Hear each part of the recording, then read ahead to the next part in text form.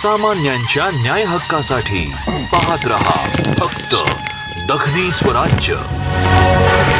घुंगरडे हदगाव येथे पांदण रस्त्यासाठी शेतकऱ्यांचे बेमुदत उपोषण सुरू।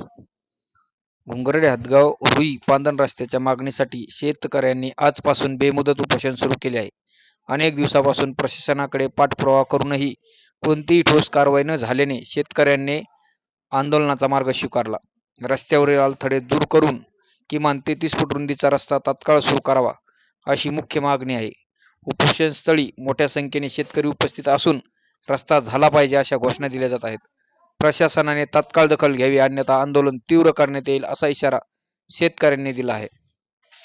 दखनी स्वराज्य न्यूजसाठी माऊली दोबोले, घुंगरडे हदगाव। घुंगरडे हदगाव ते रुई पांदण रस्ता हा प्रश्न अनेक दिवसापासून प्रलंबित आहे। त्या मागणीसाठी आम्ही गावातील घुंगरडे हदगाव येथील शेतकरी आमरण उपोषणासाठी बसले आहे। जोपर्यंत आमच्या मागण्या मान्य होत नाही तोपर्यंत आम्ही आमरण उपोषण हे मागे घेत नाही। सामान्यांच्या न्याय हक्कासाठी पाहत रहा फक्त दखनी स्वराज्य।